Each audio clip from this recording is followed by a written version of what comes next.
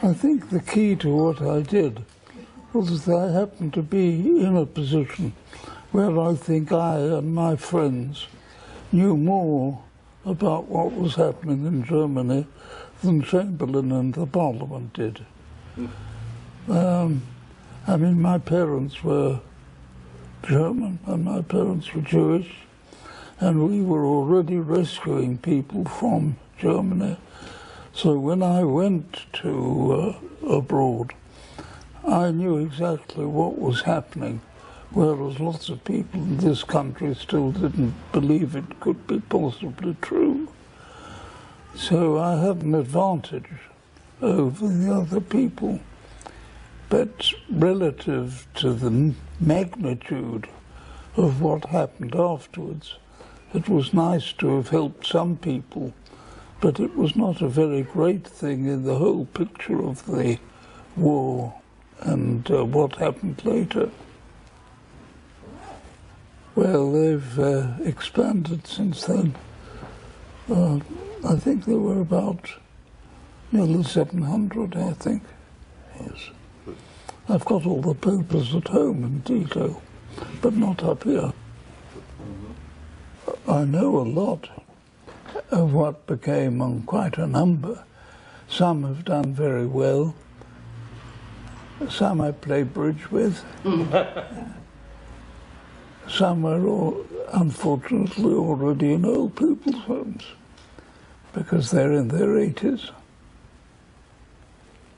But a lot of them have done very well. And the whole family now is about 7,000. So they've done quite well for themselves. I'm afraid you're not going to like what I'm going to say. I feel very pessimistic. I feel, considering everything that's going on and the lessons that the world should have learned, they've learned very little from it. We've lived through 100 years of the greatest inventiveness that mankind has ever known, and now we're in the most dangerous and critical position than the world's ever been in.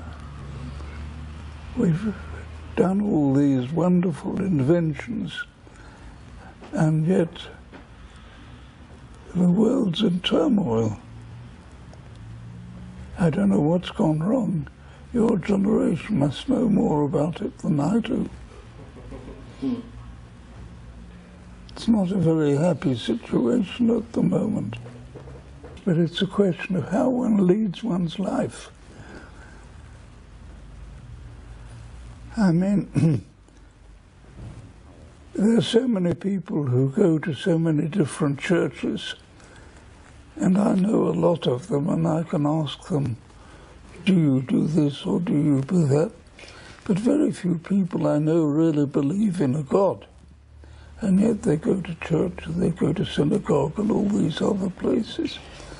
But there is something that could unite everybody, and that's the fundamental ethics that exist. If people lived, forget it, for the moment, their idea of religion, and lived by the fundamental ethics of goodness, kindness, decency, love, honor, the world would be a different place. But everybody nowadays is, I don't know what it is. You must know more than I do why it is. Everybody's so greedy. Everybody's dishonest. But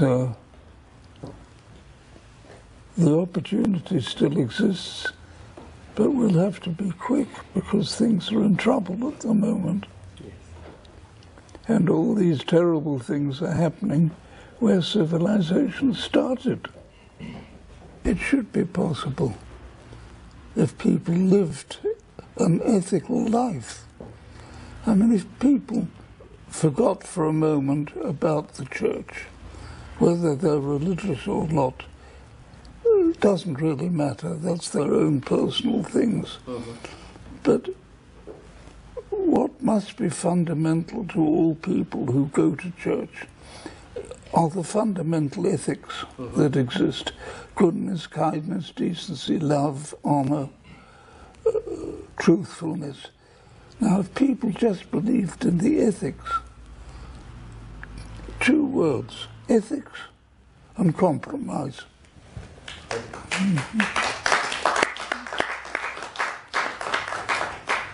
But it doesn't exist. You must tell me why it doesn't exist. Why doesn't it exist? Why are people so greedy? Why are people so dishonest today? It's fantastic. Well, I'm not used to this. in any case, you are fantastic, and we are. It's an honor for us, to have you, and we hope to see you again in the near future.